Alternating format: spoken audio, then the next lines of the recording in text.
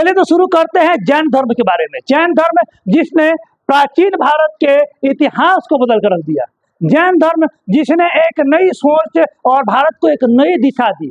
और जैन धर्म से रिलेटेड बहुत सारे प्रश्न आपके एग्जाम में आते हैं, जिनको आज हम लोग पूरा डिटेल में देखेंगे और पूरा कोशिश करेंगे कि वो उन सभी प्रश्नों को अपने नोट्स में मैंने इसमें शामिल किया है जो विगत वर्ष के परीक्षाओं में आए हुए हैं। ठीक है, और आपको पूरा YouTube कंटेंट में आपको यहाँ पर क्लास देने वाला हूँ या फिर ऑफलाइन में क्लास देने वाला हूँ।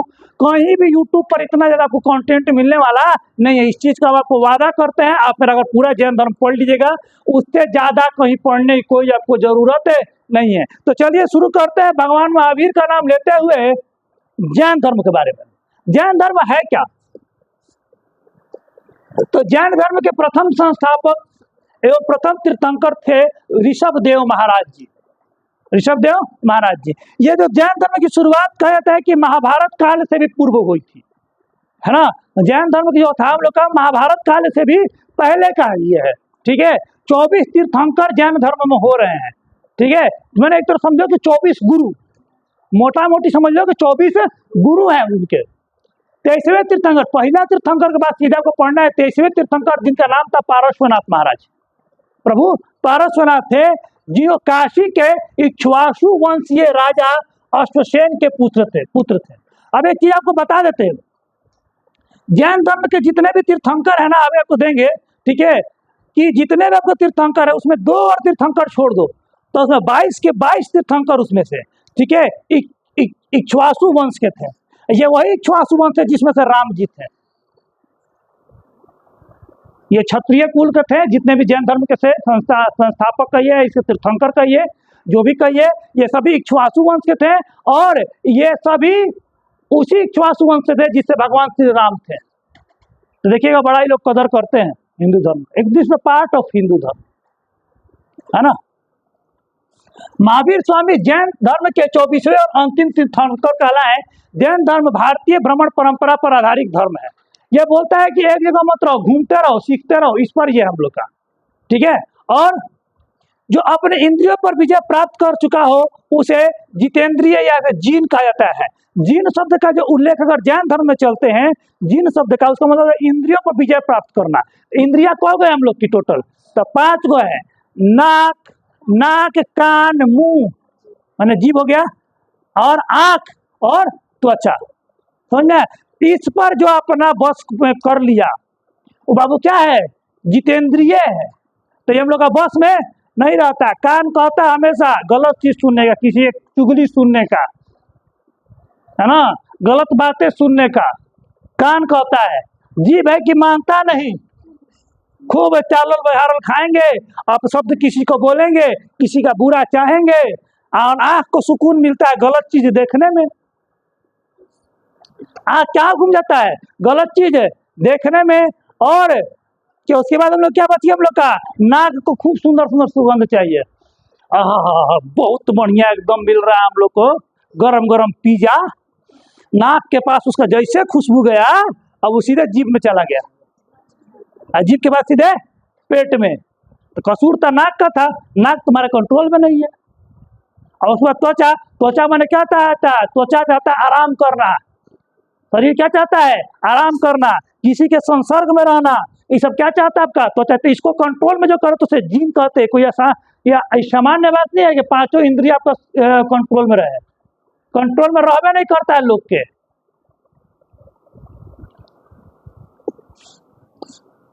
जैन धर्म महात्माओं को निर्ग्रंथ अर्थात बंधन रहित कहा गया है और संस्थापकों एवं उपदेशकों को तीर्थंकर कहा गया है। ठीक है, जो संस्थापक थे इसके और उसके जो उपदेशक थे, 24 तीर्थंकर है ना आपको, ठीक है, तो उपदेशक, इन्हीं को उपदेशों को जैन धर्म में फॉलो किया जाता है। आगे समझ में आप लोग को।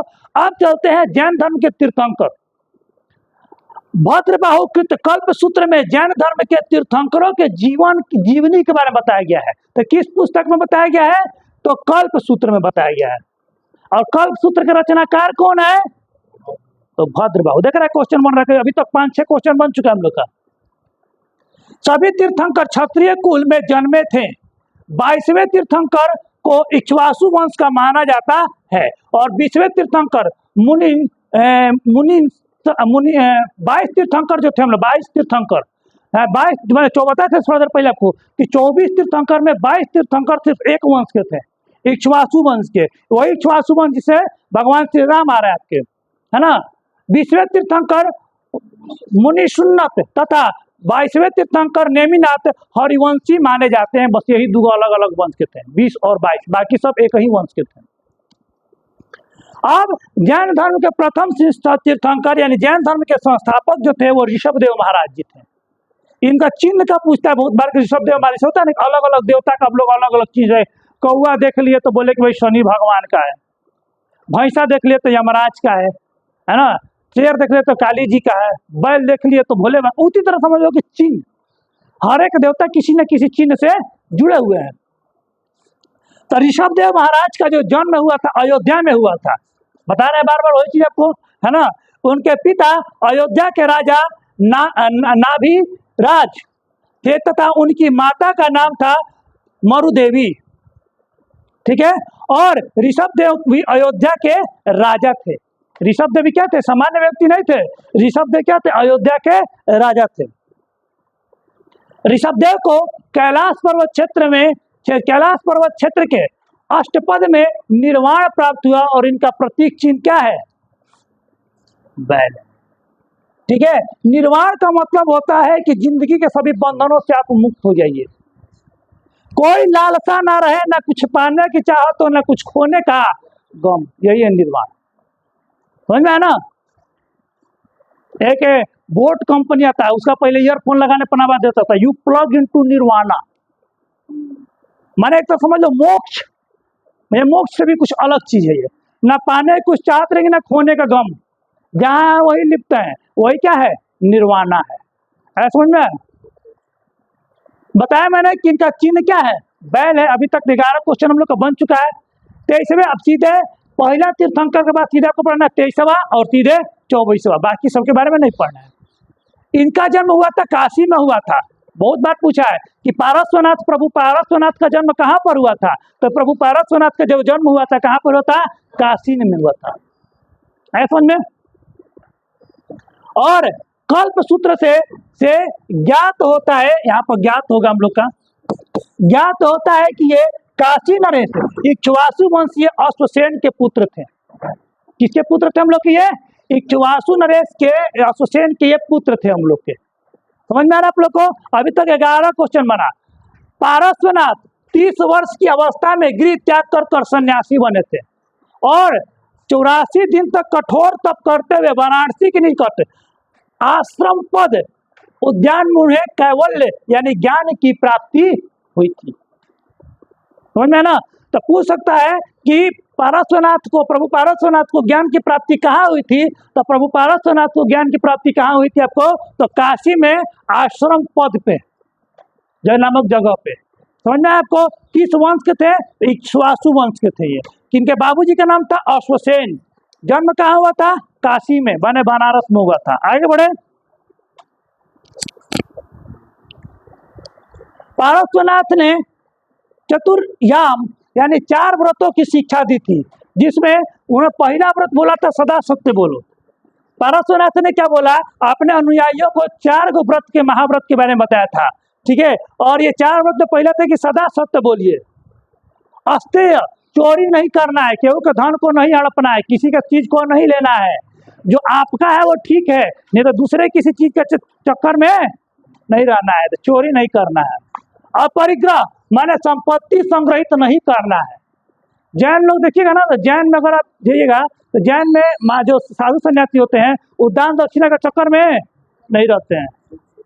हाँ, जो मिल गया भिक्षा मिल गया बस। हम लोग में क्या है, देखते हैं बहुत लोग इलाज जितना चढ़ा दो, है ना। जैन मुनि जो होते हैं, है ना, एक तो अगर भारत के अगर किसी अगर हम कम्युनिटी को बोले जो सबसे अमीर है और सबसे शिक्षित है, तो भारत में एक ही कम्युनिटी है, जैन। जैन कम्युनिटी सबसे ज्यादा शिक्षित और सबसे अमीर कम्युनिटी है। लेकिन जैन सन्यासी और जैन साधुओं को देखोगे ना बाबू, पैदल चलते हैं। उन लोग को तो मर्सिडीज सब देना ही लोग के लिए तुच्छ बात है।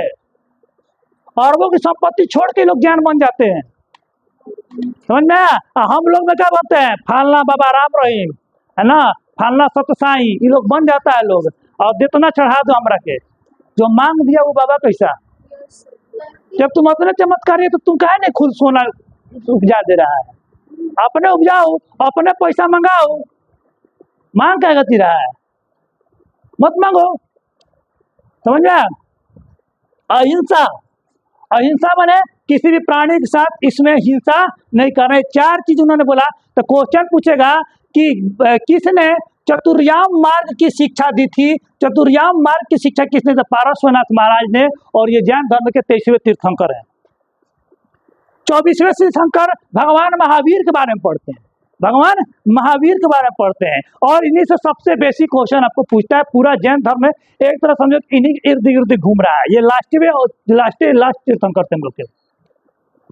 जैन धर्म को संगठित और विकसित करने का श्रेय 24वें तीर्थंकर भगवान महावीर को जाता है, समझ में आया ना? और ये ज्ञान प्राप्ति के बाद पश्चात जीन कहलाए और इनके अनुयायी जैन कहलाए। जैसे ही ज्ञान प्राप्ति कहला करते हैं भैया, तो ये क्या होते हैं कि ये जीन कहलाते हैं। हम आगे पढ़ेंगे कि भगवान महावीर 30 वर्ष की आयु में अपना घर छोड़ के चले जाते हैं, ये भी नहीं 30 वर्ष की आयु में, है ना? और भगवान बुद्ध 29 वर्ष की आयु में। आगे पढ़िएगा, ठीक है, आगे आपको मिलेगा। भगवान बुद्ध 29 वर्ष की आयु में छोड़ के 30 वर्ष की आयु में। भगवान बुद्ध को 6 साल तपस्या करने पर ज्ञान मिलता है, इनको 12 साल तपस्या करने पर ज्ञान मिलता है। तो बौद्ध धर्म और जैन धर्म बड़ी कंफ्यूज करता है। तो एक क्लास रहेगा दोनों का कंपेयर। बौद्ध धर्म में अगर चलते हैं हम लोग, तो बौद्ध धर्म में पाली भाषा है हम लोग का, आय में प्राकृतिक भाषा है, तो बहुत सारा चीज इसमें मिलेगा आपको। चले, भगवान महावीर स्वामी का जन्म बिहार प्रांत के वैशाली के निकट कुंडल ग्राम में हुआ था। कौन ग्राम में हुआ था हम लोग का? कुंडल ग्राम में हुआ था। महावीर है, कुंडल पहनेंगे, है ना? महावीर का मूल नाम क्या था? वर्धमान। क्या था हम लोग का? वर्धमान। इनके बचपन का नाम था वर्धमान। और इनके पिता का नाम सिद्धार्थ था। देखो यहाँ पे कोई चीज घबराएगा, जैसे बौद्ध धर्म में जाओगे ना, वहां पर भगवान बुद्ध के बचपन का नाम सिद्धार्थ देता है। गड़बड़ा देगा, सीधे गड़बड़ा देगा, सीधे गड़बड़ा देगा। भगवान महावीर क्या, हम पत्नी पढ़ाएंगे तो भगवान महावीर की पत्नी का नाम यशोदा, और भगवान बुद्ध की पत्नी का नाम यशोधरा, फिर गड़बड़ा देगा। बहुत सारा चीज टैली करता है। और दोनों लोग एक ही समय पर पृथ्वी पर थे, पृथ्वी पर दोनों लोग एक ही समय पर थे, भगवान बुद्ध और भगवान महावीर। लेकिन कभी कई लोग का भेंट टूटे नहीं हुआ एक दूसरे से, है ना? तो समझ में आ गई है। और भगवान महावीर किस कुल के थे? तो ज्ञात्रिक कुल के थे। कौन कुल के थे हम लोग के? ज्ञात्रिक कुल के थे। इनका मूल नाम वर्धमान आपको पढ़ा दिया आपको, ठीक है। फिर आपको क्या पढ़ा है कि जन्म स्थल कुंडल ग्राम वैशाली, जन्म तिथि 1599 ईसा, 599 ईसा पूर्व, माने ईसा मसीह के जन्म के करीब 599 साल पहले, यानी कि 600 साल पहले लगभग ये थे। ना, ईसा मसीह के बाबू के बाबू के बाबू के बाबू के बाबू के बाबू के बाबू भी जन्म ना ले रहे तब थे। इनकी माता का नाम था त्रिशला, ठीक है, और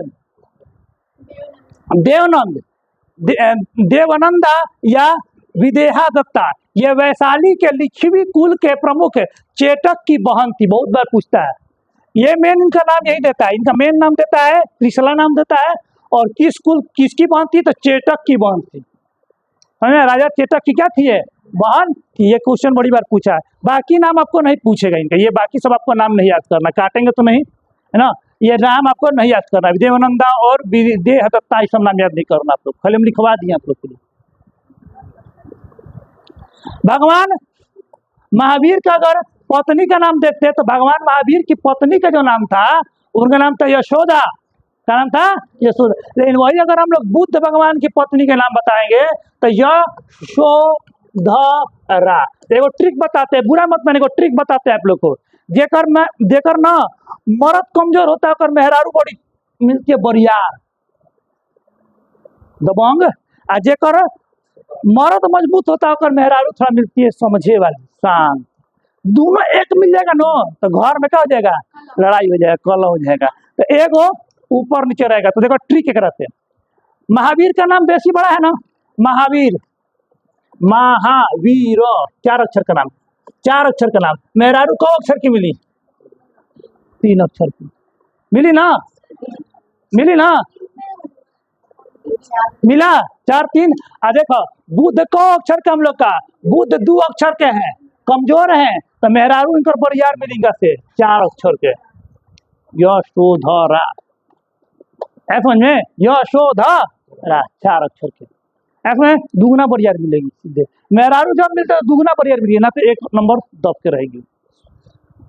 समझ में? आगे बढ़िए। ट्रिक है ये कंफ्यूज करता है, यशोधरा और यशोदा हमेशा कंफ्यूज करता है एग्जाम में। जब बैठिएगा ना दिमाग खराब कर। अभी देखने में लग रहा है आसान आप लोग को, अभी देखने में आप लोग को ये आसान लग रहा है, एग्जाम हॉल में आपका दिमाग खराब होकर रख देगा। इनके भाई का नाम था नंदीवर्धन।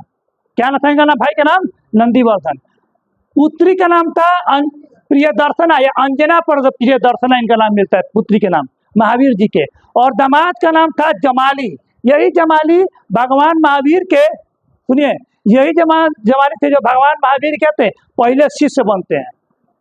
समझ में है ना?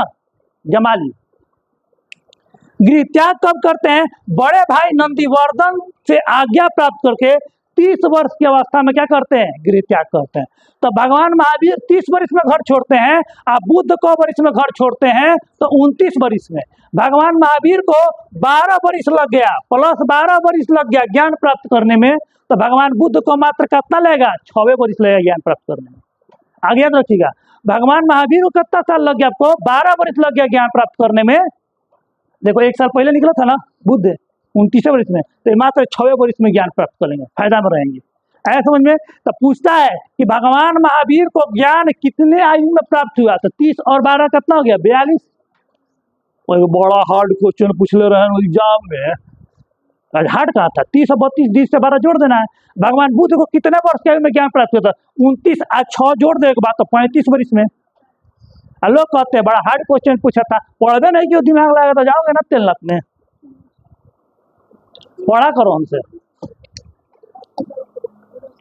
हाँ चलिए, कैवल्य की प्राप्ति कब होती है? देखो 42 वर्ष में बताया ना कैवल्य की प्राप्ति कब होती है? 42 वर्ष में। तुरंत बता रहे थे, कैवल्य माने ज्ञान प्राप्ति, कैवल्य माने ज्ञान प्राप्ति। और किस नदी का समीप है? जिम्ब्रिक नदी के समीप में। जिम्ब्रिक नदी देता है के समीप में इनको ज्ञान प्राप्ति देता है। जिम्ब्रिक ग्राम के पास है रिजुपालिका नदी के समीप में। ग्रेट, सॉरी मिस्टेक हो गया। जिम्ब्रिक ग्राम समीप रिजुपालिका नदी किनारे को क्या होता है? शाल के वृक्ष के नीचे कैवल्य प्राप्त होता है। शाल के वृक्ष के नीचे में कैवल्य प्राप्त होता है। भगवान बुद्ध को कौन वृक्ष मिला था हम लोग का? बोधि वृक्ष कौन है? पीपल है ना। इनको साल देखो दोनों लोग को कौन ना कौन नदी मिलेगा, है ना। उनको भी फाल्गु नदी है ना जी, फाल्गु नदी है सद गया में, फाल्गु नदी किनारे उनको मिलता है भगवान बुद्ध को। इनके कौन नदी क्या है? रिजुपालिका नदी किनारे उनको मिलता है पीपल के पेड़ के नीचे, तो इनको मिलता है साल के पेड़ के नीचे। याद आया? कंफ्यूज कर रहे थोड़ा बहुत ना, लेकिन पढ़ोगे 2 बार 3 बार तो ही याद हो जाएगा, क्योंकि हम कंपेयर करके पढ़ाते हैं कि दिक्कत ना हो आगे जाके। प्रथम अनुयायी जमाली बताए, इनकर दामाद थे। भिक्षुणी संघ के प्रथम प्रधान कौन थी? चंदना। कौन थी हम लोग की? चंदना। महिलाओं को ये शामिल किए। प्रथम उपदेश राजगिरी के निकट बराकर नदी के तट पर विपुलाचक पहाड़ी पर इन्होंने दिया था। ये काफी इंपॉर्टेंट क्वेश्चन है। कहाँ पर दिया था? तो विपुलाचक पहाड़ी पर दिया था, बराकर नदी के निकट। समझ में ना? भगवान बुद्ध का तो सबको याद है, मैक्सिमम लोग को याद है कि कहाँ दिए थे, सबसे बेसी कहाँ पर दिए थे, अंतिम उपदेश कहाँ पे, सब लोग रटे हुए। इनका पूछेगा, उड़वा देगा पूरी एग्जाम में। और आ रहा है बिहार में भयंकर वैकेंसी, और तैयार रहिए लगातार। बिहार पुलिस हो, बिहार ड्राइवर हो, है ना, पुलिस में ही ड्राइवर, अगर या बिहार दरोगा 2700 प्लस पोस्ट आ गया कम से कम। सचिवालय भी 3000 करीब पोस्ट आने वाला आपको, तो लगातार वैकेंसी है। बिहार ग्रुप डी का भी रोस्टर देखिए इसलिए हल्का सा लेट हुआ है, या बीपीएससी का भी जो है इसलिए लेट हुआ है क्योंकि नायका आरक्षण के चलते जो नियम लागू हुआ था ना, उस पर थोड़ा स्टे लग गया है, समझ में ना, इसलिए दिक्कत है।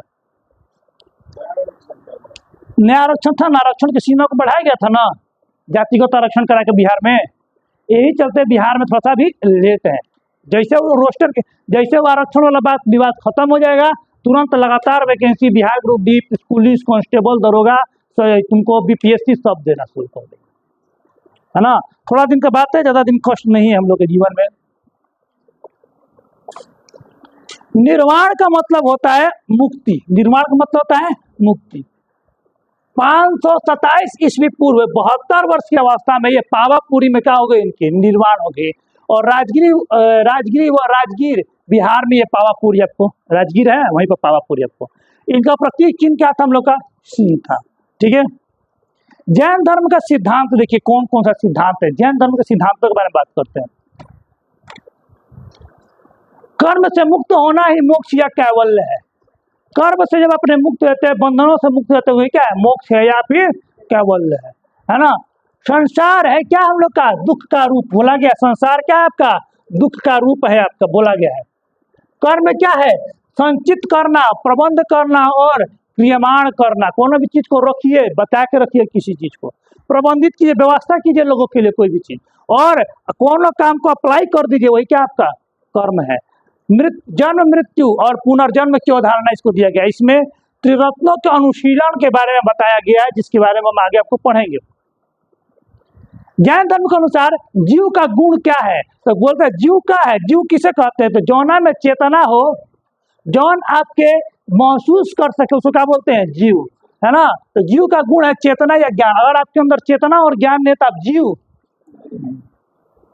अगर आपके अंदर दूसरों के प्रति ये भावना है कि अगर हम दूसरे साथ बुरा करेंगे तो मेरे साथ भी बुरा हो रहा है, अगर हम किसी से बुरा करें तो कितना उसको बुरा फील हुआ होगा, अगर जब तुम्हें ये समझ में आने लगेगी ना, तुम कभी किसी के साथ बुरा नहीं करो, तुम कभी किसी के साथ बुरा नहीं करोगे। बस ये चीज समझ लो कि अगर हम किसी के साथ बुरा करने पर वो चीज अगर हम मेरे साथ होता तो कितना बुरा लगता, अगर ये तुम्हारे अंदर एहसास जग गया ना, तो तुम कभी किसी के साथ बुरा नहीं करोगे। ये चीज समझ जाओ, ठीक है। गाली तभी दीजिए जब गाली सुनने का मन हो। अब गाली सुनने का मन होता है, गाली दो, तोड़ो को मिलेगा, जो दोगे वही दुनिया तुमको रिटर्न करेगी। आज करे या कल करे, आज शक्तिशाली हो कोई बात नहीं, कल बुढ़ाओगे, गांव को लेकर गरिया गरिया भागेगा तुमको। गांव होता है ना, गांव में भी देखते हैं कि दो तरह के बाबा लोग होते हैं। वो को देखते हैं गांव को खत्म बदमाश नहीं करेगा, प्रणाम बाबा, है ना, गोड़ छुके जाता है सब, खत्म बड़ा बदमाश। आए को बाबा होते हैं ना कि देखते क्या करता है, पोछुआ खोल देगा, ढेला मार देगा, बुढ़वा लोहे लोहे कर देगा, और दम पर गाड़ी देगा, और गाड़ी देगा, और अंताएगा, और गाड़ी देगा, क्योंकि उसका वही कैटेगरी है। तो आप जो दुनिया को दिया वही आपको मिलेगा। सम्मान दीजिएगा, एक वक्त बाद सम्मान लौट के आएगा। और ऐसा नहीं किसी के लाइफ में तकलीफ नहीं, सबके लाइफ में तकलीफ है ना। जो जितना सहेगा उतना ही आगे बढ़ेगा आपको। तो सम्मान दीजिए, सम्मान मिलेगा आपको। किसी लड़की के साथ भी या किसी लड़के के साथ भी ऐसा ही बिहेवियर कीजिए जो आपको पसंद हो, है ना। महावीर स्वामी का निर्माण किसके राजमहल में हुआ था, तो मल्लराज षष्टिपाल के महल में हुआ था। महावीर स्वामी का निर्माण किसके राजमहल में होती, तो ये 2 बार क्वेश्चन हो गया, ठीक है। महावीर स्वामी ने अपना पहला उपदेश कहाँ दिया था, तो राजगीर के विपुलाचल पहाड़ी पर, थोड़ा देर पहले बताएं। अब है बाहुबली कौन थे, वो बाहुबली नहीं जो आपको फिल्म मूवी देखे हैं, ये बाहुबली की वो प्रतिमा है जिस पर हर एक 12 वर्ष पर क्या होता है, हम लोग का अभिषेक होता है। कर्नाटका में है आपको बाहुबली की मंदिर, बाहुबली की प्रतिमा। ये प्रथम तीर्थंकर ऋषभ देव के द्वितीय पुत्र थे बाहुबली, ठीक है। बाहुबली महाराज को हम आपको इमेज दिखा देते हैं, मेरे पास अगर होगा तो 1 मिनट टाइम दीजिए आप हमको।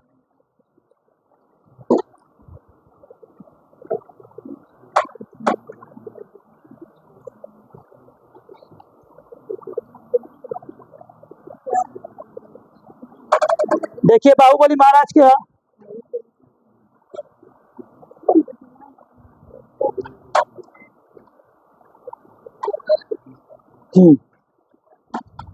यही बाहुबली की प्रतिमा है आपको, ठीक है।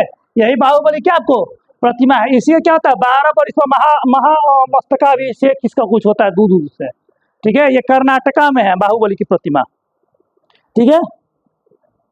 आगे चलते हैं।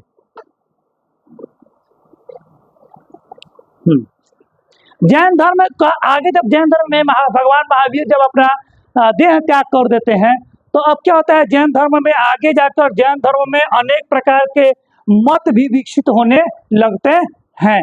ठीक है, और प्रथम संगति जब होता है 310 ईस्वी पूर्व होता है पाटलिपुत्र में, उस समय जैन दो संगतियां, मेन दो संगति के बारे और भी बहुत सारी संगतियां हुई है, लेकिन मेन दो संगतियां को पढ़ना है ना। तो प्रथम संगति पाटलिपुत्र में, इसके तो अध्यक्ष थे स्थूलभद्र, चंद्रगुप्त मौर्य के शासन काल में हुआ था, समझ में है ना। इसमें क्या होता है कि जैन धर्म दो संप्रदाय में बढ़ जाता है, श्वेतांबर और दिगंबर में विभाजित होता है। तो हम लोग के भद्रबाहु और स्थूलभद्र दो को थे हम लोग के गुरु, जैन धर्म गुरु। तो भद्रबाहु के चेला बन जाते हैं श्वेतांबर। श्वेतांबर मैंने श्वेत कपड़ा पहन, देखेंगे आपको जैन गुरु में श्वेत कपड़ा पहनते हैं लोग, तो श्वेतांबर।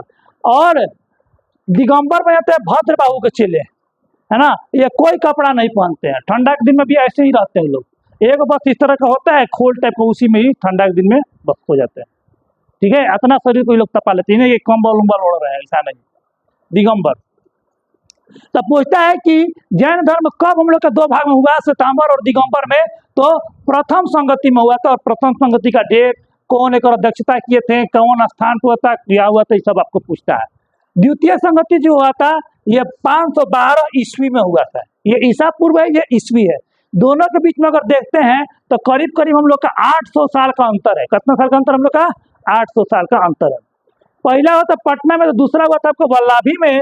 पहला का अध्यक्ष था स्थूलभद्र, दूसरा का था देवर्धिगण या क्षमा श्रवण ही देता, आपको याद करना होगा क्षमा श्रवण, एग्जाम के लिए एग्जाम में क्षमा श्रवण नाम ही देता है ना, स्थूलभद्र क्षमा श्रवण। और कौन शासक था इसका नाम तो क्लियर नहीं होता। और हम लोग 512 में देखते हैं तो भारत में कोई अगर मध्यकाल में चल जाते हैं करीब करीब, तो 512 में देखते हैं कोई भी बड़ा शासन इस समय भारत में, छोटे छोटे छोटे से बहुत सारे राजा थे उस समय।